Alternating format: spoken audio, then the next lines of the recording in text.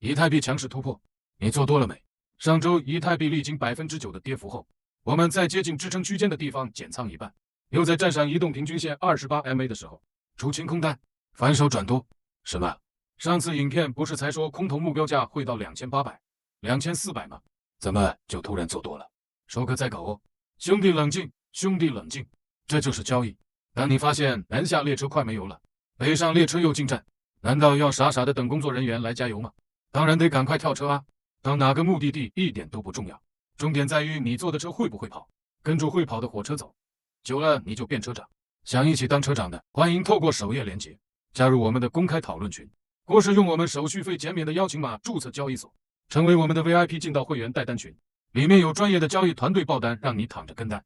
加入说哥，牛市开跑车了。